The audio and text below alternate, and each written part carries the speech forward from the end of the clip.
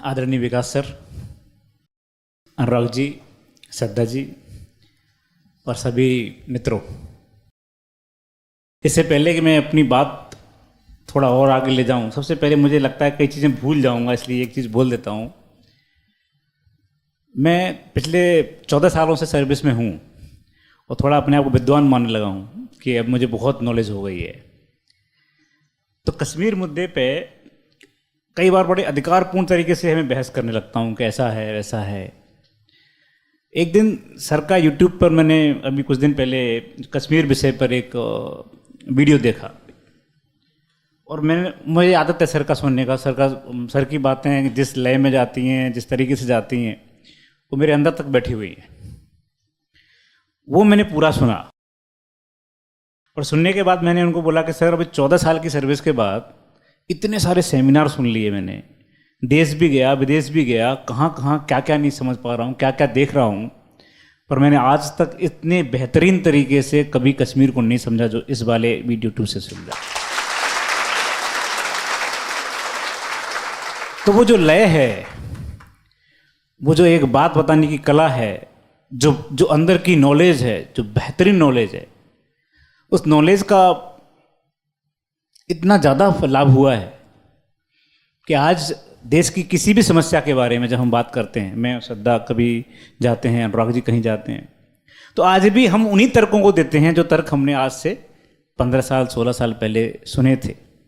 चाहे वो आरक्षण का मुद्दा हो, चाहे वो महिलाओं के सशक्तिकरण का माध्यम हो, कोई भी माध्यम हो, चाहे इकोनॉमी हो, कुछ भी हो। तो मुझे कई बार लगता है कि सर का सिर्फ इतना नहीं है कि आप सिलेक्ट होते हैं, सिलेक्ट हो जाने के बाद या न हो जाने के बाद भी आप एक बेहतरीन इंसान, बेहतरीन व्यक्ति, बेहतरीन वक्ता, बेहतरीन समझ रखने वाले व्यक्ति बन सकते हैं। सर को शायद पता भी नहीं होगा, और ये बात सही है, सर को नहीं पता रहती कई चीज़ें। कई ऐसे लोग होते हैं जो सिलेक्ट हो जाते हैं, कई ऐसे लोग होते हैं जो सिलेक्ट नहीं हो पाते। सबके लिए उतनी जगह नहीं है, लेकिन जो सिलेक्ट हो जाते हैं उनके इतर में उन लोगों की बात बताता हूँ जो सिलेक्ट नहीं हो पाते। उसमें से सर अभी इस बार के इलेक्शन में 2 लड़के ऐसे हैं जो एमएलए बने हैं, जो आपके स्टूडेंट हैं। ऐसे कितने लोग हैं जो अलग अलग कंपनियों में, अलग अलग जगहों पर अपने आप को, अपनी छाप छोड़ रहे हैं। और उसका कारण क्या है? उसका कारण यही है जो श्रद्धा ने बोला कि जब ऊंची उड़ान भरी जाती है तो उड़ान आपके पंखों को मजबूत करती है, और पंख अगर मजबूत है तो कभी भी काम आते हैं, किसी भी समय काम आ सकते हैं।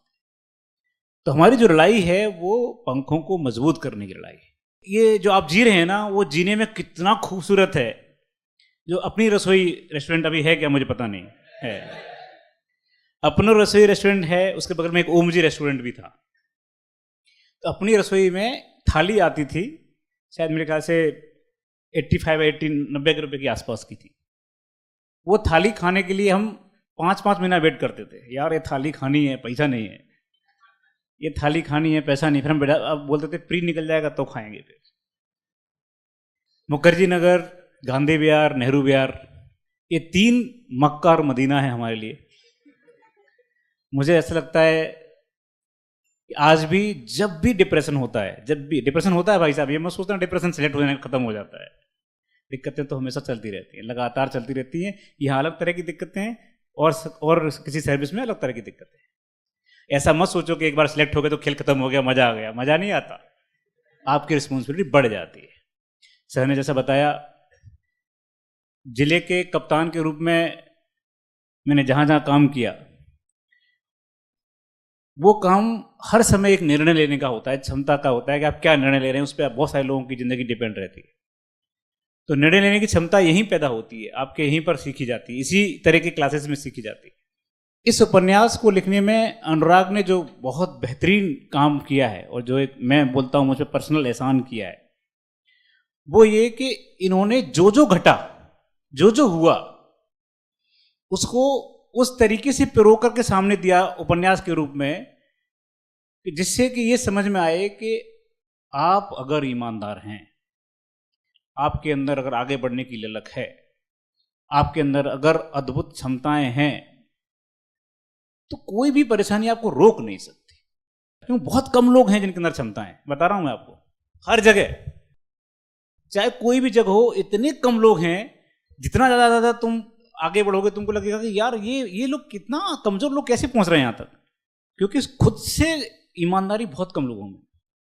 उसका तरीका क्या है, आप एक बार शीशे के सामने खड़े होइए और अपनी आंखों से आंख मिलाइए और बोलिए कि भाई मैं क्या हूं। अगर तुम कमजोर होगे तो तुम्हारा शीशा खुद ही बोलने लगेगा कि यार थोड़ा कमजोर दिख रहा है, तो तेरे अंदर ये क्षमताएं नहीं है, ऐसी कमी है।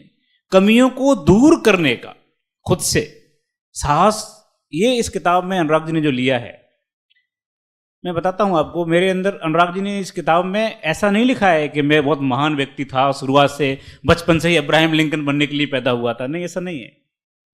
अनुराग जी ने बताया है कि मेरे अंदर क्या क्या कमियां थी जो जन्मजात उस अंचल में रहती हैं, चंबल के अंचल में रहती हैं। क्या क्या ऐसी चीजें थी जिनके माध्यम से मेरा पतन हो सकता था, और वो कैसे कैसे धीरे धीरे ठीक हुई। सर मैं बताता हूं आपको कि मुझे 12th क्या छोड़ दो, आप ग्रेजुएशन तक भी स्टेज पर चढ़ के बोलना नहीं आता था। स्टेज पर कभी गया ही नहीं स्टेज पे, और मुझे लगता था कि मैं कभी बोल भी नहीं पाऊंगा। मेरी इतनी इच्छा होती थी। अनुराग जी उस समय युवा साहित्यकार थे, ग्वालियर के युवा साहित्यकारों में नाम था, और एक कई जगह जाके मंच संचालन करते थे, और मैं तड़पता रहता था कि एक बार स्टेज पे बोलने का मौका मिल जाए, काश मिल जाए। फिर उस जिस लाइब्रेरी में काम करता था, जिस लाइब्रेरी ने मेरे जीवन में बहुत बड़ी उपलब्धि दी, क्योंकि उसमें किताब पढ़ने को मिली, मैगजिम घूर की बड़े बड़े लोगों की, उसी लाइब्रेरी में जब शनिवार को काव्य गोष्ठी होती थी, तो काव्य गोष्ठी में बड़े बड़े साहित्यकार, बड़े बड़े कवि अपनी अपनी कविता पढ़ के वाह वाह करके जाते थे। तो मैं दरवाजा बंद करके, जब कोई नहीं होता था तो वही माइक बंद करके घंटों बोलने की ट्राई करता था। और भी मुझे याद आता है, मैं बोलता था कि साथियों, हम और आप आज बैठे हुए हैं एक ऐसे विषय पर चर्चा करने के लिए, इतना बन बन के बोलने की कोशिश करता था। तो कोशिश जो थी, उस कोशिश की बात मैं कर रहा हूं आपके साथ। कोई जन्म से सीख के नहीं आता, और जन्म से सीख के आता होगा, कोई बॉर्न इंटेलिजेंट होगा, फर्स्ट अटेम्प्ट में सिलेक्ट होता होगा, वो उसके लायक हम नहीं है, मैं तो नहीं। हम सब सीखते हैं, धीरे धीरे सीखते हैं, और धीरे धीरे सीखने की हमारी क्षमता होना चाहिए। वो क्षमता कब होती है? लोग बोलते हैं कि मेरे पास पैसा नहीं है। मैं हमेशा कॉलेज में और यूनिवर्सिटी में जब भी जाता हूँ अपने यहाँ पर, मैं हमेशा बोलता हूँ कि मैं उनके लिए नहीं आया हूँ जिनके घर में बहुत पैसा है, मैं उनके लिए भी नहीं आया हूँ जो बॉर्न इंटेलिजेंट है, मैं उनके लिए आया हूँ जो गरीब है, मैं उनके लिए आया हूँ जिनके अंदर क्षमता नहीं है, मैं उनके लिए आया हूँ, उन पेरेंट्स के लिए आया हूँ जिनके पास पैसा नहीं है पढ़ाने के लिए। आपको रास्ते खुद ब खुद मिलते चले जाते हैं। इसी मुखर्जी नगर में जहाँ हम लोग बैठे हैं अभी, चल रहा है, एक ऐसा दौर था जब मेरे पास पैसा इस लायक भी नहीं था कि मैं यहाँ रह सकूं, और उस दौर में ऐसे ऐसे काम करने का मौका मिला। इस उपन्यास में एक बहुत बेहतरीन चित्रण है जिसको मुझे लगता है कि आप लोग जब देखेंगे तब समझ में आएगा कि एक ऐसा काम करने का मौका मिला मुझे जहां पर कि मैं बड़े घरों के 4-5 कुत्तों को लेता था, उनको घुमाने जाता था इसी नेहरू विहार के पुल पे, ये जो ब्रिज है, और जो ब्रिज के पीछे की जो और अंदर की जो झाड़ियां गई हुई है वहां पर, और उनको जब मैं घुमा के लाता था तो मुझे हर महीने एक कुत्ते पर 400 रुपये मिलते थे। और वो 400 रुपये कितने ज़्यादा होते थे मुझे पता है कि आप अगर 5 कुत्ते पाल लें तो 2000 रुपये हो जाते हैं आपके पास। लोगों के पास लोग नहीं है, टाइम नहीं है, अपने पास टाइम है, हमारे पास एनर्जी है, ऊर्जा है।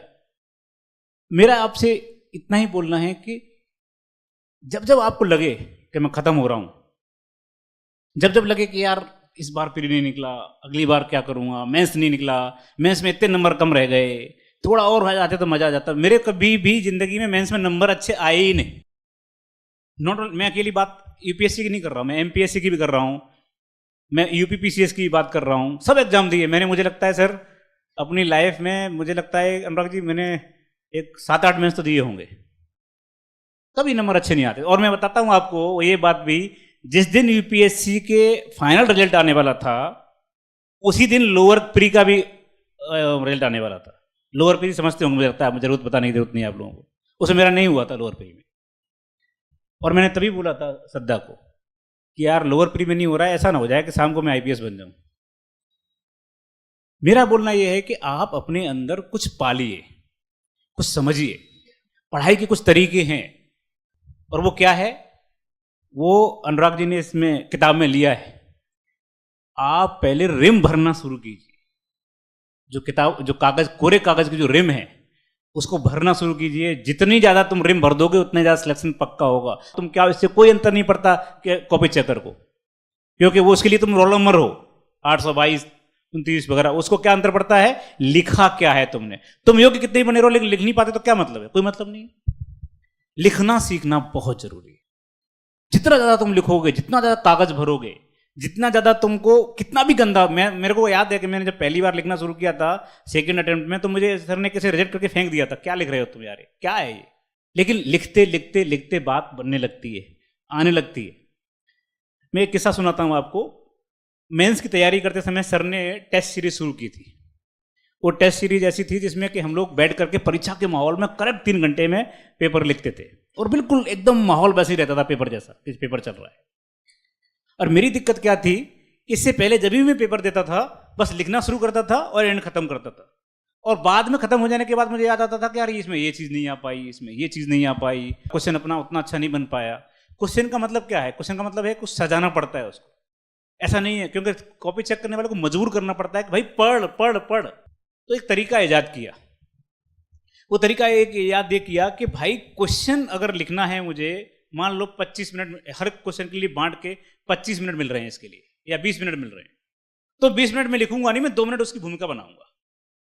2 मिनट में वहीं पर पेपर में ही निकालूंगा कि इस भूमिका, इसमें ये लिखना, इसमें ये लिखना, इसमें उसके गुण में 1 2 3 आने हैं, इसमें अवगुण में 2 आने हैं, फिर इसमें 2 मिनट लगते हैं, लेकिन आपका उत्तर एकदम तारतम्यमय हो जाता है, आप भटकते नहीं हैं। और अगर लिखते लिखते एक और कोई चीज याद आ गई तो आप उसी भूमिका के जहां आप लिखा है वहां चौथा पॉइंट और जुड़ जा रही, ये भी रहेगा। वो लिखने से इतना अंतर पड़ता है। दूसरी बात, आप जब लिखते हैं तो आप अपने पैराग्राफ को एक दूसरे से इंटरकनेक्ट करना चाहिए, जो लड़के नहीं करते, बच्चे नहीं करते। इंटरकनेक्ट माने कैसे, माने आपने पैराग्राफ का आखिरी लाइन जो लिखा है वहीं से दूसरा पैराग्राफ शुरू होना चाहिए, जुड़ना चाहिए। तो ऐसा ही मैंने जब आखिरी अटेम्प्ट में ये सब चीज़ें सीखी, तो एक दिन मैं एग्ज़ाम सर के यहाँ दे रहा था और मैं दे के आ गया, तो सद्दा ने मुझे लैंडलाइन से फ़ोन करके, मेरे यहाँ जहाँ मैं रहता था नेहरू विहार 187 में, वहीं पर एक अंग्रेज पीसीओ था, अब नहीं रहा शायद, पता नहीं है कि नहीं। तो अंग्रेज पीसीओ पे फ़ोन किया, मैं नीचे उतर गया, बोले अरे मनोज, सर ने तुमको हिंदी साहित्य के एक पेपर, दोनों पेपर में 365 नंबर दिए। एक पेपर में 186 थे और दूसरे पेपर में ऐसे ही कुछ थे। मेरे को बड़ा आश्चर्य हुआ, इतने नंबर कैसे दे दिए सर ने, 365 का मतलब क्या होता है पता है तुमको? मुझे बताने की जरूरत नहीं। ये उपन्यास का खास बात क्या है, क्यों इस उपन्यास को हम लोग यहाँ लेकर के आ रहे हैं, क्यों हम बार बार इस उपन्यास की बात कर रहे हैं, क्यों इस उपन्यास के रिव्यू इतने अच्छे आ रहे हैं, क्यों इस उपन्यास को हम विकास सर के पास लेके आए हैं, विकास सर ने क्यों इस उपन्यास का पूरा भूमिका लिखी है, उसको काटा है, क्यों? क्योंकि सबकी इच्छा है कि यार यूपीएससी के बच्चों के अंदर की बात तो कुछ आए। ये यूपीएससी का इतना बड़ा मायाजाल है, हर साल 4 लाख लोग बैठ रहे हैं, 3 लाख 5 लाख बैठ रहे हैं, बच्चे बैठ रहे हैं, वो सिलेक्ट होने की क्षमताएं हैं, सबको लाल बत्ती चाहिए, सबको कुछ बड़ा आगे बढ़ने का क्षमता है, उनके लिए उनके अंदर क्या चल रहा है वो तो बात आए। और अनुराग जी ने सबसे बढ़िया काम ये किया है कि मुखर्जी नगर, नेहरू विहार, गांधी विहार, ये जो छोटे छोटे जो जगह हैं, छोटे छोटे रूम जो 10-10 के रूम हैं, उनके अंदर की जिंदगी क्या है, बच्चे कैसे तैयारी करते कैसे हैं, क्या क्या इसके अंदर कमियां रह जाती हैं, कैसे रह जाती हैं, और वो इतने रोचक तरीके से लिखा है कि हंसी भी आती है, क्योंकि उसमें ये सारी चीजें सच लिख दी हैं, और सच बड़ा हंसावना होता है बहुत ज्यादा। तो ये एक ऐसी चीज है जिस चीज में आपको थोड़ा साहस रखना पड़ेगा, थोड़ा मार्गदर्शन रखना पड़ेगा, और सबसे बड़ी चीज है ईमानदारी रखनी पड़ेगी। ईमानदारी अचानक नहीं बनती, वो धीरे धीरे निर्माण होती है, धीरे धीरे। आप उपन्यास पढ़ेंगे तो आपको समझ में आएगा कि एक लड़का, गांव का लड़का, संघर्ष के बाद भी अपनी ईमानदारी नहीं छोड़ता, किसी भी हालत में ईमानदारी नहीं छोड़ता। अनुराग जी ने जो एक प्रसंग लिया है उसको मैं जानबूझकर आपके सामने रखना चाहता हूँ कि एक लाइब्रेरी में जब मैं काम करता था, उस लाइब्रेरी में एक बार मुझसे बोला गया था कि तुम वो कर दो, ये जो जितनी भी रद्दी आ रही है उसको बेच दो। और वो रद्दी मैंने बेची तो 5,000 की रद्दी थी वो, लेकिन उस समय के जो संचालक थे उन्होंने बोला कि नहीं 7,000 की बिकी थी पिछले साल। तो उनका आरोप था कि 2,000 रुपये में खा गया, और मेरे पास कोई विकल्प नहीं था उस लाइब्रेरी में रहने के अलावा, क्योंकि लाइब्रेरी में रहने के लिए भी मुझे दिया गया था और मुझे 350 रुपये पर मंथ मिलते भी थे, और मेरे लिए वही एकमात्र साधन था ग्वालियर में रुके रहने का, क्योंकि 350 रुपये मेरे लिए जीवन के लिए, मेरे पैसे खाने के लिए बहुत ज़रूरी था। लेकिन मैंने वहाँ काम छोड़ दिया क्योंकि मुझे लगा कि मेरी ईमानदारी की कदर नहीं कर रहा है, और मैं उस जगह नहीं रह सकता जहाँ पर मेरी ईमानदारी का कदर नहीं हो। तो मेरा आपसे इतना ही बोलना है कि आप खुद को ईमानदार करके तो देखो, क्यों डरते हो? और एक बात और, जो रिस्क नहीं लेता वो जीतता भी नहीं। अगर आपने रिस्क नहीं ली होती, अगर आप रिस्क नहीं लेना जानते, 50 चीजें हैं। मेरे गांव में बार बार बोलते थे, क्या कर रहा है यार, वापस आ तू, करेंगे खेती करेंगे, क्या फालतू चीज़ों में डर क्या होता है। अच्छा, उनको समझाओ तो समझ में नहीं आता, इस बार प्री हो गया है, अगली बार मेंस हो जाएगा, मेंस के बाद इंटरव्यू होता है। बोलते क्या फालतू सांप सीढ़ी खेल खेल रहा है, तो वापस आ, यहाँ पे कुछ करते हैं, कुछ ना कुछ काम करते हैं, कुछ ना कुछ करते हैं। और आप समझा भी नहीं सकते उनको, मत समझाइए, ज़रूरत नहीं है। सिर्फ इतना ही बोलिए कि बस आप अगर पैसे दे सकते हैं परमन तो दे दीजिए, नहीं देते तो मैं अपना देखता हूँ, मुझे करने दीजिए। और अगर आप पूरी ताकत से, पूरी मेहनत से लगातार करेंगे तो आप बहुत सब जल्दी सफल होंगे। बस 2-3 चीज़ें सफलता के लिए ज़रूरी है। अच्छा मित्र, तो बहुत कम होते हैं। आज मेरी और अनुराग जी की मित्रता को लगभग 25 साल हो रहे हैं। हम 25 साल के आसपास के मित्र हैं। तो सारे के अच्छे मित्र रखिए, अच्छा एनवायरनमेंट रखिए, कुछ ज्ञानी लोग रखिए अपने साथ में, और पॉजिटिव चीज़ सोचते जाइए। नेगेटिव मत सोचिए, ये नहीं होगा तो ऐसा होगा, ऐसा होगा तो वैसा होगा। और अगर नेगेटिव बातें आते भी दिमाग में हैं तो डायरी लिखना शुरू कीजिए। डायरी लिखिए, डायरी में नेगेटिविटी चली जाती है, लिख लिख करके। अभी मैं वो पुरानी डायरियाँ पढ़ता हूँ ना, तो इतना मज़ा आता है मुझे, मैं सच बताता हूँ। वो पुरानी डायरियाँ पढ़ने के बाद मुझे आज नौकरी में जो समस्याएं आ रही हैं वो छोटी लगने लगती हैं। तो डरने का जो सिस्टम है वो खत्म हो जाता है अगर आप थोड़ा लिखते हैं अपने बारे में। तो अच्छे तरीके से, अच्छे माहौल में आप आगे बढ़िए, आपको कोई भी नहीं रोक सकता। मैं फिर बोलता हूं अपनी बात को कि आप अगर लड़े नहीं तो जीत भी नहीं पाओगे। इसलिए हमने अपनी किताब का जो टाइटल रखा है, वो हारा वही जो लड़ा नहीं। किताब को सिर्फ यूपीएससी के बच्चों के लिए, उन बच्चों के लिए जो कंपटीशन का यूज़ कर रहे हैं, किसी भी तरह का कंपटीशन हो, चाहे वो आईआईटी हो, चाहे आईआईएम का हो, चाहे यूपीएससी का हो, चाहे अपने पीओ का हो, उनके लिए रखी गई। कंपटीशन में बच्चे की मानसिकता होती कैसी है, और जब नहीं उसको सिलेक्ट होता है तो क्या क्या होता है। जब मैं 3 बार सिलेक्ट नहीं हुआ, चौथी बार जब मैं था, तो क्या क्या दबाव आते हैं, कैसे कैसे दबाव आते हैं, घर वाले क्या बोलते हैं, आसपास के लोग क्या बोलते हैं, दुनिया क्या बोलती है, और उन दुनियाओं से जीतने का कैसा आपके अंदर मादा आता है। ये इसको लिखने का एकमात्र कारण है कि हो सकता है इस किताब को पढ़ के कुछ लोग प्रेरित हो जाएं, हो सकता है कुछ लोगों को नई ऊर्जा मिल जाए। मेरे जो मित्र हैं, जो बड़े बड़े साहित्यकार हैं, समीक्षक हैं, और सर ने भी लिखा है, सर की इस भूमिका की आखिरी जो 2-3 पंक्तियाँ हैं मुझे बहुत सही लगती हैं कि इस किताब में और कुछ हो या ना हो, पढ़ने के बाद आप ये जरूर महसूस करेंगे कि आपके अंदर कुछ अच्छा हो रहा है, कुछ अच्छा घटित हो रहा है, कुछ अच्छा बनने की इच्छा हो रही है आपकी। 12th में फेल होने के बाद कोई भी आदमी सोच ही नहीं सकता कि वो यूपीएससी देगा, क्योंकि उसका बेस इतना कमज़ोर होता है कि गणित नहीं आता, साइंस नहीं आता, आपको इंग्लिश नहीं आती है। साइंस का मुझे अच्छे से याद है, एक बार सर एक सुपर कंप्यूटर पर 2 लाइन लिखने के लिए आती थी। सुपर कंप्यूटर उस समय, पता नहीं अब तो सुपर कंप्यूटर सब जानते हैं, तब नहीं जानते थे। अब मैं उसको रटता था कि इतना ऐसा होगा, ऐसा। सद्दा ने मुझे बोला, ये फालतू बात मत करो, तुम अपनी औकात से पढ़ाई करो। बोले क्या, 2 नंबर का आता है, 2 में से 2 नहीं मिलेगा, 1 नंबर चाहिए, 1 के लिए ट्राई करो। क्या करें? बोले कुछ मत लिखो, सिंपल लिखो, ऐसा कंप्यूटर जो आम कंप्यूटरों के मुकाबले 100 गति से गुना ज़्यादा काम करता है, सुपर कंप्यूटर कहलाता है। तो सरल भाषा में, सरल तरीके से अपनी बात रखने का जो हुनर है, वो हुनर आप पैदा करिए अपने अंदर। ये जो नोट्स को छुपाने की जो परंपरा चलती रहती है, आपके यहाँ भी चल रही होगी, मुझे पता नहीं। ये इसको कहाँ से दे दिया, अरे उसको कहाँ से मिल गया, अरे मैं नहीं दूंगा, मेरे नोट्स हैं। कुछ नहीं होता नोट्स से। हाँ, छुपाना छुपी में आपका व्यक्तित्व कमजोर हो जाता है। आप बिल्कुल उन्मुक्त मन से रहिए, उन्मुक्त मन से जो चाहिए ले जा यार, तेरा ही है। तो देखो अपने आप लोग बनते हैं, दोस्त बनते हैं, और वो ये दोस्त आपके जीवन भर काम आते हैं। आज भी 14 साल की सर्विस के बाद मेरे सबसे अच्छे दोस्त वही हैं जो उस समय संघर्ष कर रहे थे मेरे साथ। आज भी वही मेरे दोस्त सबसे अच्छे हैं जिन लोगों ने उस समय साथ दिया था। आज यहाँ से जाने के बाद हम लोग जो मुरैना जा रहे हैं, हम मुरैना में जो मेरे को अनुराग जी और हम जा रहे हैं, तो हम लोग सब वही दोस्त, पुराने दोस्तों के साथ। पुराने दोस्तों से बेहतर कोई नहीं होता, चाहे आप कुछ भी बन जाइए, कहीं भी निकल जाइए। मैं एक बार फिर से सर का बहुत ज़्यादा दिल से शुक्रगुजार हूँ, क्योंकि इसलिए नहीं कि सर ने मुझे बुलाया यहाँ बोलने के लिए, इसलिए कि एक सपना जैसा होता है जहाँ आप पढ़े हों, जहाँ आप बैठे हों, जहाँ आपने चिंताएं व्यक्त की हों। तो बहुत सारी सर से यादें जुड़ी हुई हैं, मुखर्जी नगर और नेहरू विहार से बहुत ज़्यादा जुड़ी हुई हैं। मैं फिर बोलता हूँ, मैं आपको, आज भी मेरे जीवन का सबसे प्यारा क्षण है। अभी भी जब हम लोग यहाँ से जाएंगे तो भी हम रात को सिर्फ और सिर्फ रोड सड़कें घूमने वाले हैं। बत्रा सिनेमा अब नहीं रहा, मुझे पता है, शायद नहीं है, लेकिन बिंदास ऐसे रहना चाहिए, इस तरह से रहना चाहिए कि जीवन में ज़्यादा टेंशन नहीं लेना चाहिए। होगा तो देखा जाएगा, लेकिन अपनी ताकत करना चाहिए। जब मेरा सिलेक्शन हुआ था तो मेरे पास सब दोस्तों ने बोला पार्टी देनी है, पार्टी देनी है। पैसा नहीं था तो मैं इनके पास चला गया, सर के पास, सर पैसा दे तो पार्टी देनी है मुझे। तो इस जगह को जहाँ आप बैठे हो, आप बहुत याद करोगे, बहुत, इतना याद करोगे आप कि आपने जीवन में अपने घर से ज़्यादा ये जगह याद आएगी आपको, ये मोहल्ला याद आएगा, ये गलियाँ याद आएंगी। ये जो नेहरू विहार का जो ब्रिज है, इससे पहले जो ब्रिज था वहाँ नीचे कूड़ा रहता था, काफ़ी ज़्यादा बदबू आती थी।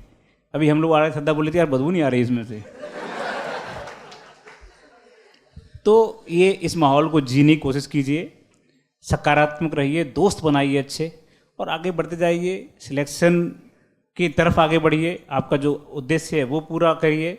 और किसी कारण से अगर असफल भी होते हैं तो आप यकीन मानिए, आप अपने पंख यहाँ से बहुत मजबूत करके जाने वाले हैं। आज भी मैं, पता नहीं, मुझे बार बार बोलने की इच्छा हो रही है सर को, क्योंकि सर को पता नहीं है, क्योंकि सर क्या है, सर का काम पढ़ाने का है, और पढ़ाने के बाद सर भूल जाते हैं कि किसको कितना पढ़ाया, कैसे नहीं, कौन सिलेक्ट हुआ, कौन नहीं हुआ। कुछ अच्छे बच्चे जुड़ते हैं, कुछ नहीं जुड़ते। अभी भी बताता हूँ सर, आपके कई बच्चे ऐसे हैं जो कि सिलेक्ट नहीं हुए, अभी नेशनल टीवी पे बड़े बड़े जर्नलिस्ट हैं। और हम सब जब भी बात करते हैं, सर एक बार मुंबई आए थे मेरे पास, तो हम अपने चैम्बर में बैठे थे, तो सर ऐसे ही बहुत कम टाइम के लिए आए थे। मैंने कहा सर 2 मिनट में कुछ लोगों को बुला लेता हूँ। मैंने उस समय 3 IPS को फ़ोन किया कि यार तुम हो क्या, सर आए हैं।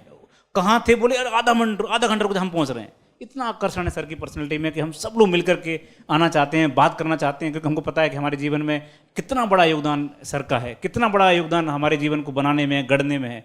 तो ऐसे व्यक्ति, ऐसे व्यक्तिमत्व आप लोगों के साथ में हैं, ये आप, हमारा और आपका सबका बहुत बड़ा सौभाग्य है। हाँ, इतना जरूर है, सर कंजूस हैं थोड़ा तारीफ करने में, तो और तारीफ करने में भी कंजूस है, तारीफ सुनने में भी दिक्कत आती है सर को। इसलिए पहली बार बोल रहा हूँ सर के सामने इतना, नहीं तो मैं कभी सर की तारीफ आज तक मैंने कभी सर के सामने नहीं की। पर फिर भी बोलना इसलिए ज़रूरी है क्योंकि मुझे लगता है कि कृतज्ञ मन बार बार ये बोलता है कि बोलना चाहिए। और बहुत सारी बातें हैं पर इतना ही काफ़ी। आप सब लोग स्वस्थ रहिए, प्रसन्न रहिए, अच्छे से रहिए।